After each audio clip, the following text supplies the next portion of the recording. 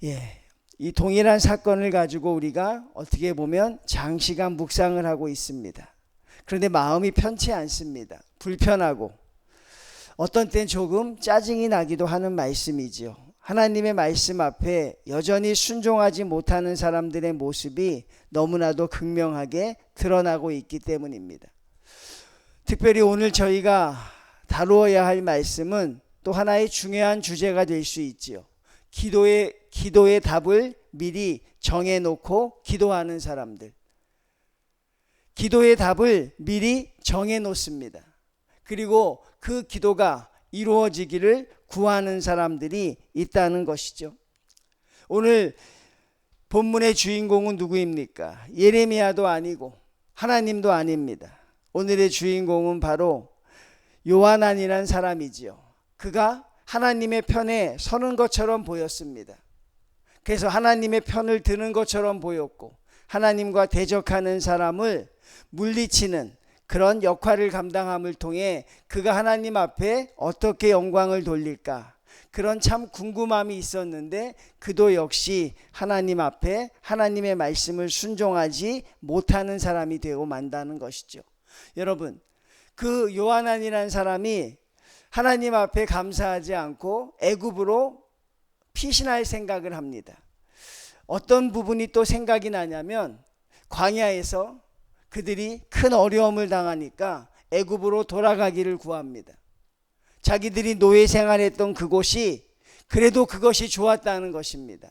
그곳이 먹을 것이 많고 그것이 그래도 행복했다고 그것으로 자기들을 다시 되돌려 달라고 기도하는 사람들, 그들의 모습이 떠오르지 않습니까?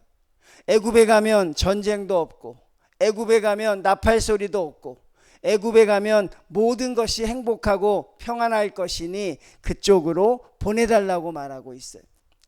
헛된 환상이고 헛된 망상이죠. 근데 하나님이 여러분 애굽으로 가지 말라고 하십니다. 성도님들, 혹시 왜 하나님이 애굽으로 가지 말라고 하실까라고 생각할 수 있을까요?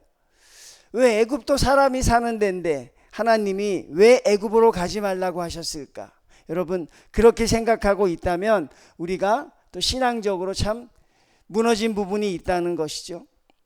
왜 그들이 애굽으로 가지 말라고 하십니까? 우상 숭배가 가득한 타락의 땅이기 때문에 그렇습니다. 하나님이 계시지 않는 곳이기 때문에 그렇죠. 왜 하나님이 애굽으로 가지 말라고 하셨을까? 그렇게 생각하는 것은 그 생각 속에서 하나님이 다스리는 나라에 대한 믿음이 우리에게 아직 부족한 것이죠. 어디든지 내가 하나님의 이름만 가지고 가면 되는 것이 아니라 하나님이 다스리지 않는 나라에 가는 것을 하나님이 원치 않는 것이죠. 여러분, 우리가 42장 5절을 보면 제가 묵상할 때 한번 다루어드리지 못한 말씀이 있어요. 5절 말씀 보면 이렇게 되어 있습니다. 그들이 예레미야에게 이르되 우리가 당신의 하나님 여호와께서 당신을 보내사 우리에게 이르시는 모든 말씀대로 행하리이다. 그 다음 말씀 보십시오. 여호와께서는 우리 가운데 진실하고 성실한 증인이 되시옵소서. 얼마나 이 말이 무서운 말인 줄 아십니까? 근데 이들은 서슴없이 해요. 하나님이 우리의 증인이 되어 주십시오. 여러분, 우리는 이런 말을 못하죠. 하나님이 내 삶의 증인이십니다. 증인이라는 것은 무엇입니까? 하나님의 뜻대로 판단해 달라는 것입니다. 그런데 이들의 마음이 얼마나 악하고 교묘하면 하나님을 증인으로 세워서라도 자기들의 뜻을 관철시키려고 하는 것이죠. 이미 결론을 내려놓고 구하는 것은 하나님을 단순한 심부름꾼으로 생각하는 것 이상도 아닙니다. 하나님, 이렇게 하여 주십시오. 하나님, 이렇게 우리를 인도하여 주십시오. 이렇게 말하는 것이죠. 제가 말씀을 준비하다가 재미있는 예화 하나를 가지고 왔습니다. 들어보시면 여러분도 공감합니다. 하나님께서 똑같은 메시지를 3년, 4년 동안 꿈으로 받은 한 성도가 있었습니다. 하나님이 3년, 4년 동안 계속 똑같은 메시지를 이 성도님에게 꿈으로 보여주는 거예요. 그런데 이 성도님도 줄기차게 3년, 4년을 그 꿈을 생각하지 않고 살았어요. 하나님도 대단하고 그 성도도 대단하죠. 똑같이 3, 4년의 말씀을 주는 하나님, 그리고 그 말씀을 3, 4년간 거절하는 성도님이 있었어요. 어느 날 그 성도님이 꿈을 가지고 목사님에게 나아옵니다. 그리고 목사님에게 그 꿈을 해석해 달라고 합니다. 그래서 목사님이 열심히 기도하며 해석을 보내줍니다. 그러자 이분이 한참 생각하다가 목사님을 찾아옵니다. 목사님, 이제 3, 4년간 똑같은 하나님의 말씀을 듣는 것이 지루하니 이제는 내가 하나님의 뜻을 생각하지 않으려고 합니다. 이제 하나님의 말씀이 나에게 너무 지루하니 이제 나는 그 뜻을 따르지 않으려고 합니다. 그리고 여러분, 그런 결론을 내고 가버리다는 것이에요. 그래서 목사님이 그분을 위해서 또 열심히 기도했습니다.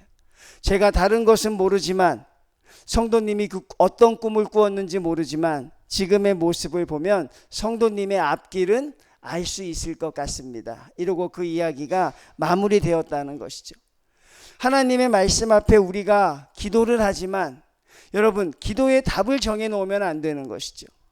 하나님이 응답하시는 말씀대로 가야 하는 것이지, 하나님의 말씀 앞에 꼭 그렇게 해 주십시오, 될 때까지 기도하겠습니다, 내 뜻이 관철될 때까지 그렇게 기도하겠습니다 라고 말하는 성도의 모습은 가장 잘못된 기도의 전형이라는 것이죠. 오히려 기도하지 않는 것보다 더 나빠질 수도 있다는 것이죠. 근데 오늘 요한안이라는 사람이 바로 애굽으로 가겠다고 결정을 해놓고서 하나님의 뜻을 구하고 있습니다. 왜 그랬을까 여러분? 아마도 애굽으로 가려는 그들의 계획을 하나님이 승인하고 허락하실 줄 알았습니다. 자기들이 애굽으로 가려는 그 이유를 하나님이 반대하실 까닭이 없다고 생각했어요. 제가 계속 말씀드리고 있는 거예요. 왜 애굽으로 가는 걸 하나님이 막으셨을까? 거기서 의아하게 생각하는 성도님들이 있다면 우린 여기서 가장 중요한 것을 놓치고 있는 것이죠. 하나님이 계시는 곳에서 하나님이 계시지 않는 곳으로 가려고 하는 것이에요. 하나님과 함께 고난을 받는 자리에서 하나님 없이 고난을 받지 않는 자리로 그들이 옮기려고 하는 걸 어떻게 하나님이 허락하시겠습니까? 그들은 그렇게 자신했으니까 아마 예레미야도 보냈을 것입니다. 우리가 하나님의 허락을 받고 가겠습니다. 우리가 하나님의 승인을 받고 갈 터이니 당신이 빨리 가서 기도해 주십시오. 그리고 그들은 자기들의 마음을 전혀 바꾸지 않습니다. 하나님이 그들에게 말씀하십니다. 여기에 남아 있으면 살 것이고 애굽에 내려가면 너희는 죽을 것이라.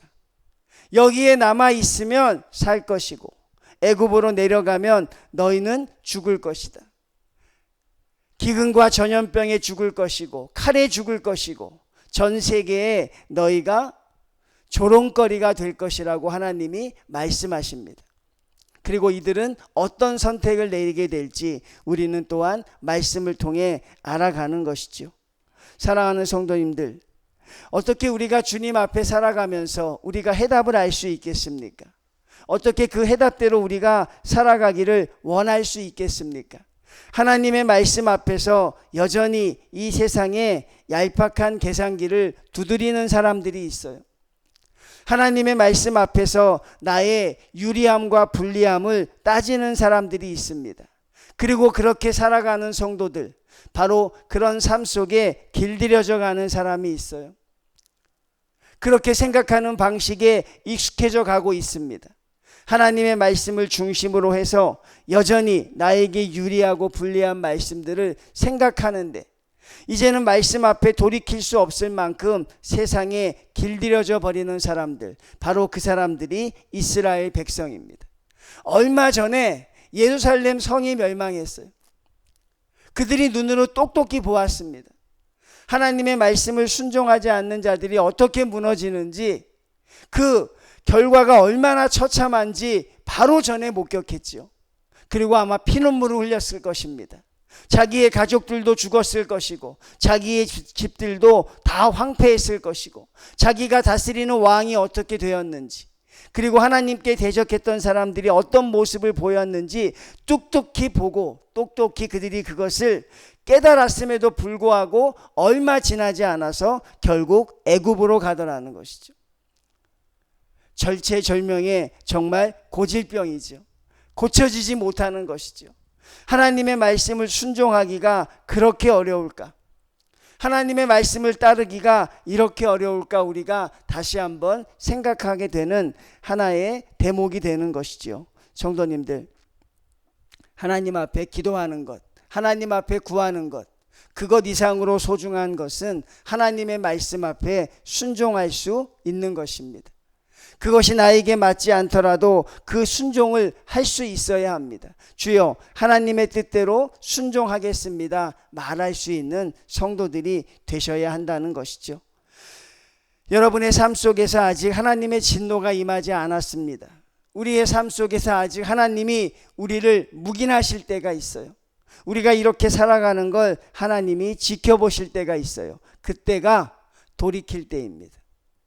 그때가 여러분들이 돌아올 수 있는 시간입니다. 하나님이 나를 묵인해 주시니 괜찮은가 보다, 내가 이렇게 살아도 괜찮은가 보다라고 생각하는 게 아니라 바로 그때가 하나님을 향해 돌이킬 수 있는 마지막 시간임을 성도님들이 아셔야 합니다. 여러분, 세상에 길들여지지 마십시오. 하나님의 성도로서 살아가는데 거기에 익숙해지는 성도들이 되어야 한다는 사실이죠. 절대 요한왕과 같은 사람은 되지 마십시오. 하나님의 말씀을 가지고 장난을 치는 사람들, 하나님의 이름 앞에 하나님을 만홀히 여기는 사람들, 결국 하나님을 모욕하는 성도들이 되지 마시고 하나님의 성도로서 하나님의 말씀을 순종하며 나갈 수 있는 여러분의 또 새로운 한 달이 되어야 합니다. 8월 한 달도 여러분들은 하나님의 말씀과 여러분의 뜻대로 살아갈 수 있는 기회를 우리에게 주십니다. 하실 수 있거든 하나님의 뜻대로 살아가셔서 여러분 승리하는 한 달, 하나님과 함께 동행하며 하나님의 자녀로서의 정체성을 회복할 수 있는 복된 8월 한 달이 되시기를 주님의 이름으로 축원을 드립니다.